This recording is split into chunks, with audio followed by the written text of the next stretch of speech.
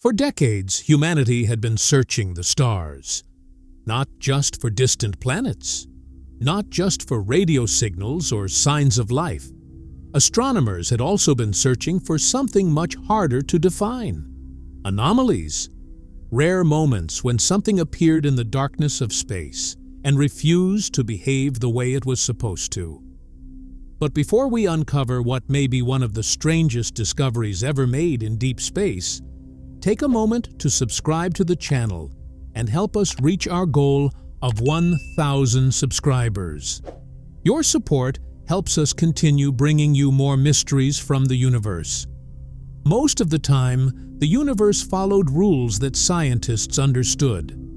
Objects moved according to gravity. Light behaved according to known principles.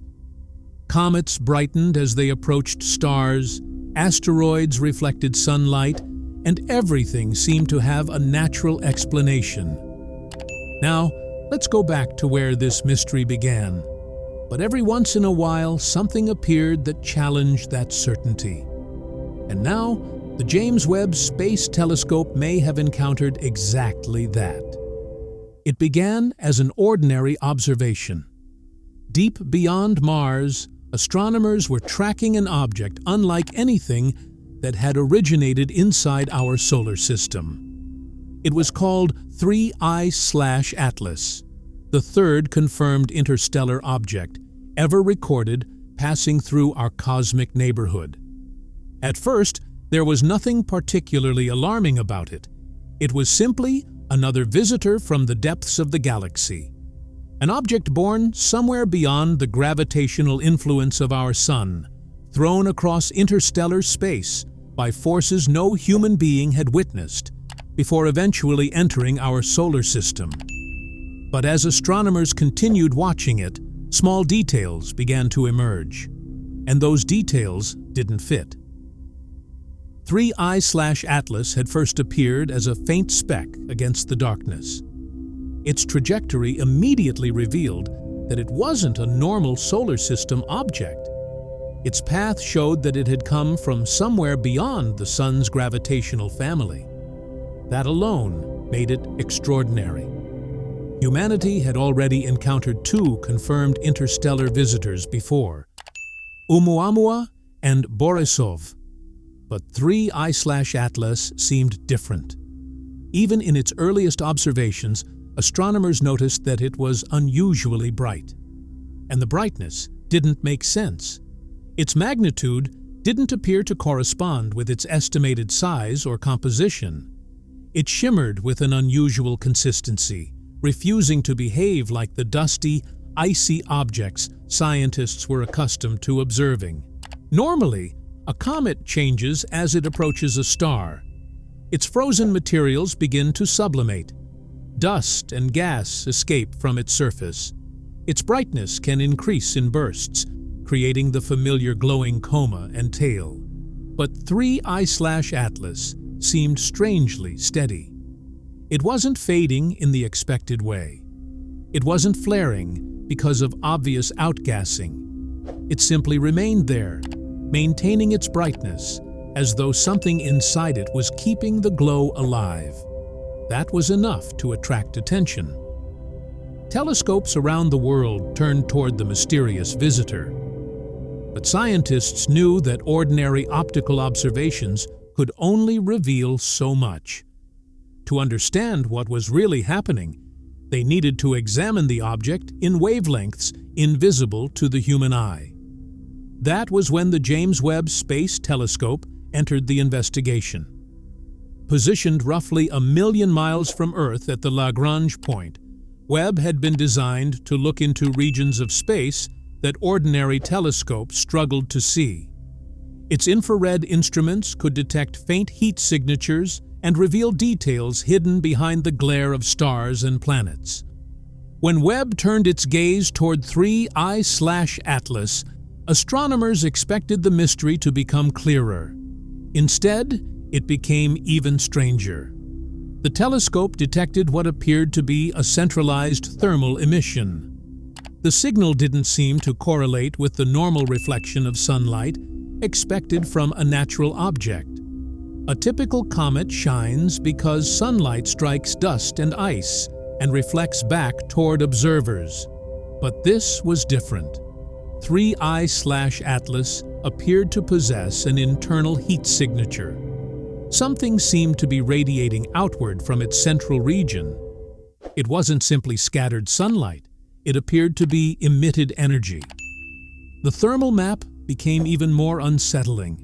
Instead of following the distribution patterns expected from a naturally heated object, the emission appeared to form an unusual pattern.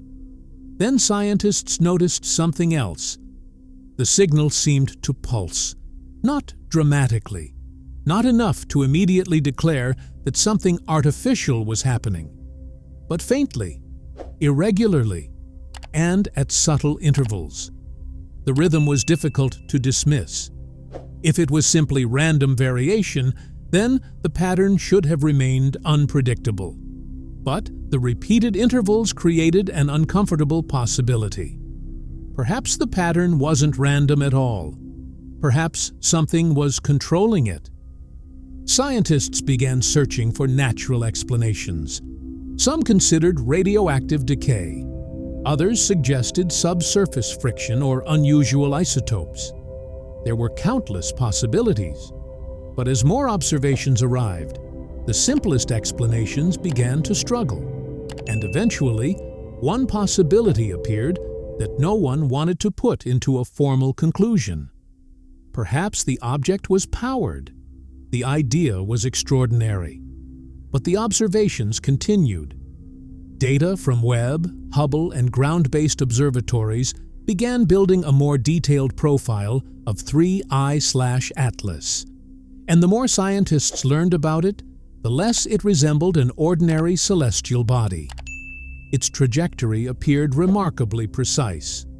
Rather than moving through space in a completely chaotic manner, it seemed almost as though the object was maintaining a specific path, subtly interacting with gravitational fields along its journey. Its rotation also raised questions. The object appeared to have an unusually stable rotational behavior, despite the kind of tumbling motion that would normally produce more irregularities.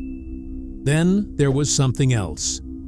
As it moved through regions exposed to increasing solar radiation, there was no obvious cometary tail behaving as expected. No dramatic release of material, no clear evidence of the kind of violent outgassing scientists would normally expect. That raised another possibility. Could the object have some kind of protective shell or casing, something capable of shielding its interior from the intense heat and radiation of the sun? At that point, the investigation had moved far beyond the discovery of an unusual comet.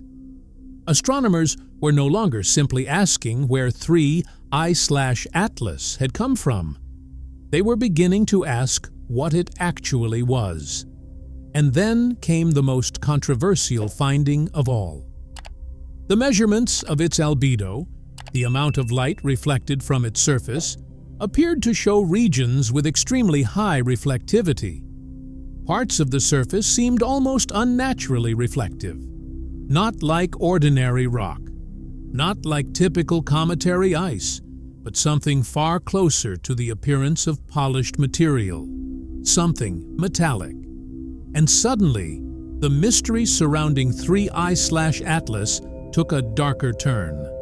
Because if the object truly possessed a metallic structured surface, if it was producing its own energy, and if its behavior could not be explained by ordinary natural processes, then scientists would have to confront a possibility that had previously belonged only to science fiction.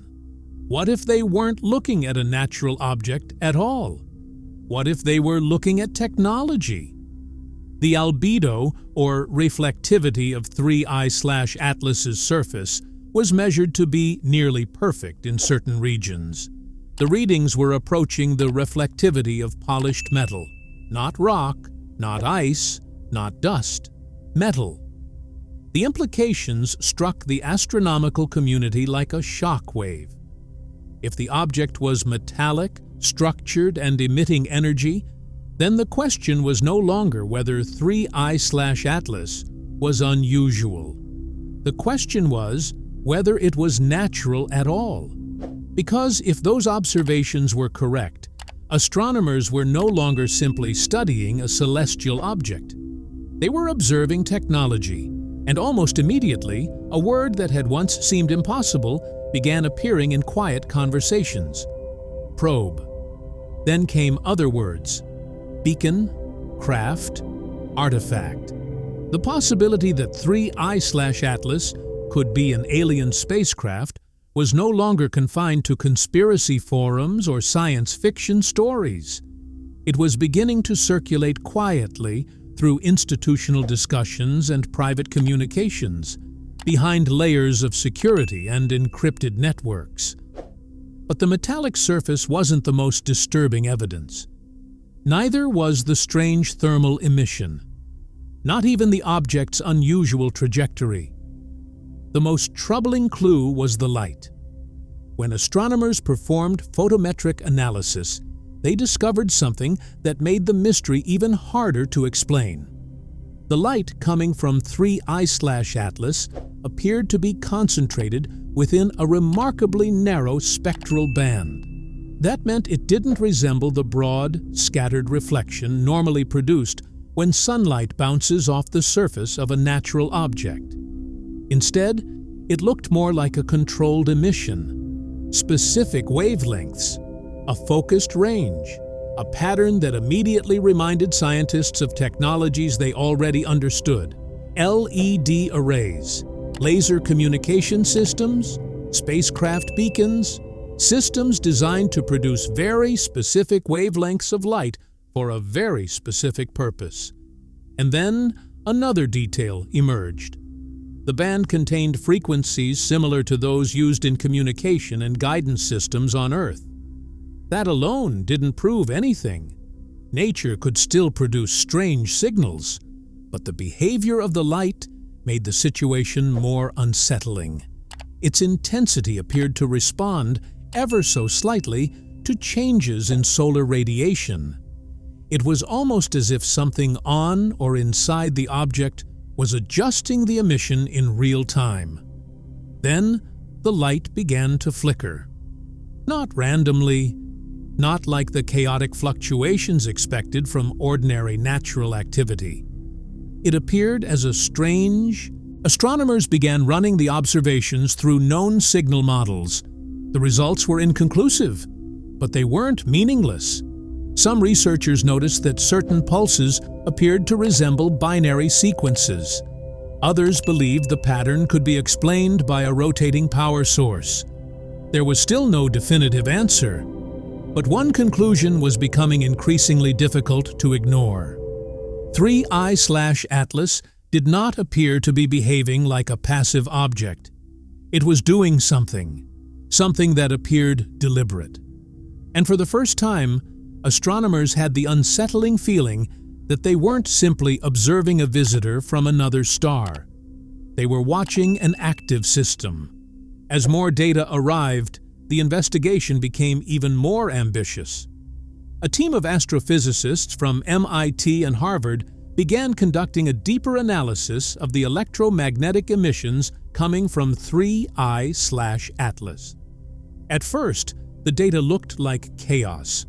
Frequencies were scattered across the spectrum, resembling nothing more than ordinary background noise. There appeared to be no obvious message, no recognizable pattern, nothing that could immediately be separated from the natural static of space. But the researchers didn't stop there. They applied Fourier transforms to the data, searching for cyclical patterns hidden beneath the noise. And then something emerged. Buried inside the static, almost like a whisper beneath a storm, was a structured and repeating pulse. It was precise, it was consistent, and according to the analysis, it was difficult to explain as a purely natural phenomenon. It wasn't a standard binary transmission. It wasn't a conventional form of modulation used by human technology. Yet, The structure carried what some researchers described as the unmistakable appearance of intentional encoding. That possibility opened an entirely new set of questions.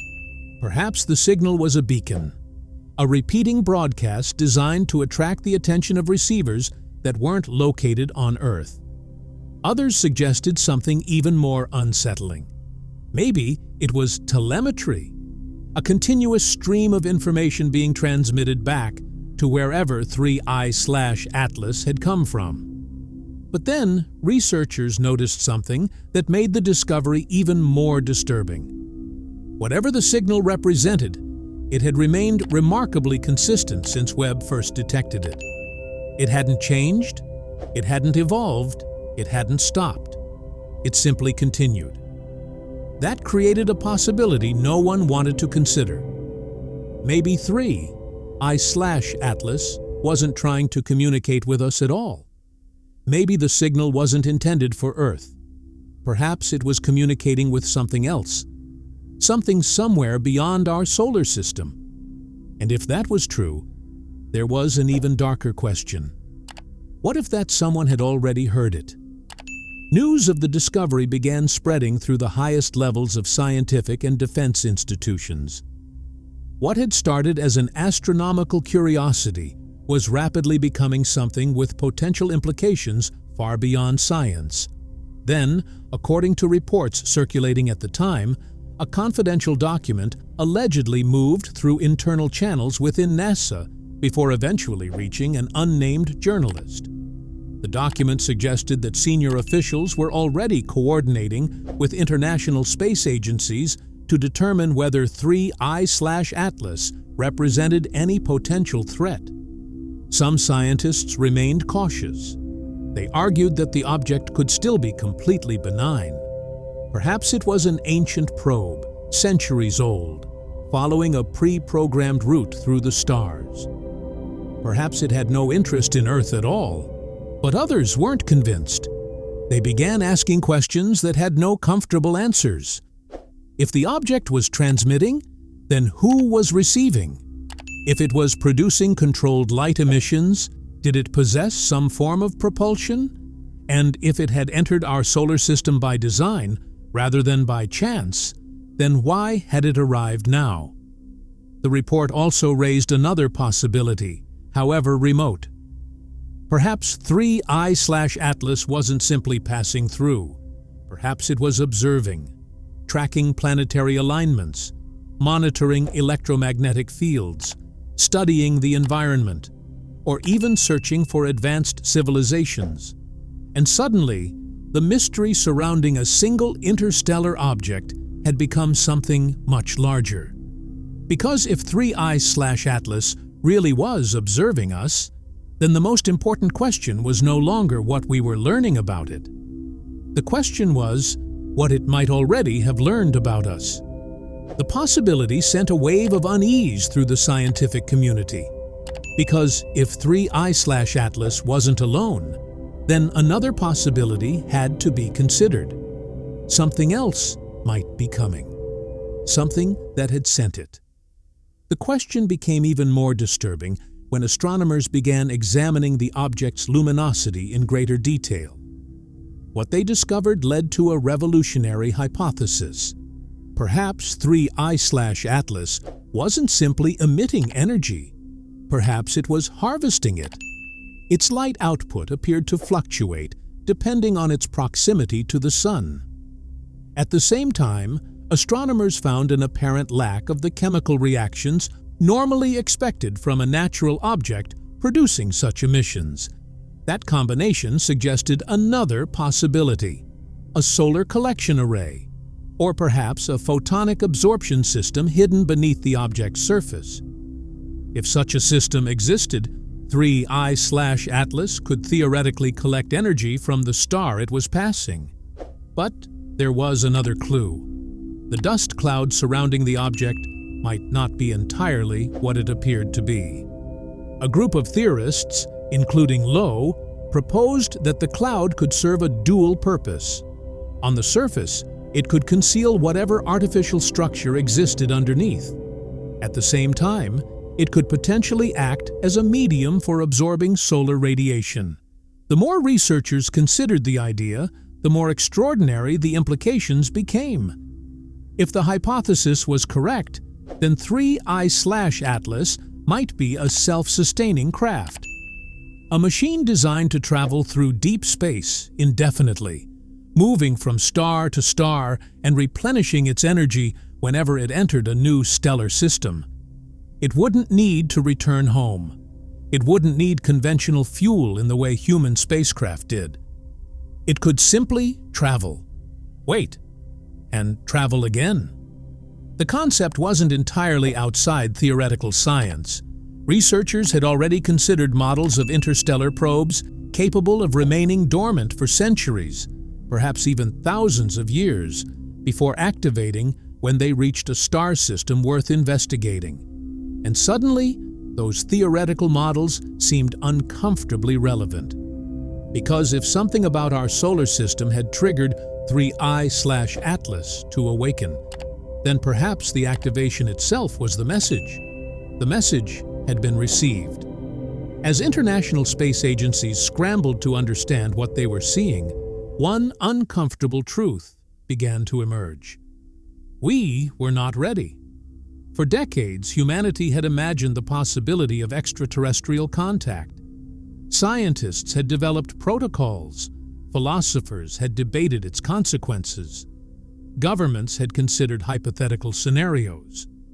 Hollywood had imagined almost every version of first contact imaginable. But none of that had prepared humanity for something like this. There was no alien ship descending through Earth's atmosphere. No dramatic message appearing across every screen on the planet. No civilization suddenly announcing itself. There was only data, only light, only silence. And that silence was becoming harder to ignore. According to the scenario unfolding around 3I/Atlas, internal documents from agencies in France, Japan, and Brazil appeared to point towards similar concerns. The object might not simply be an astronomical anomaly. It could represent a first encounter unfolding in slow motion. No dramatic arrival, no obvious declaration. Just an object entering our solar system and quietly revealing itself piece by piece. And perhaps that was more unsettling than any Hollywood version of first contact.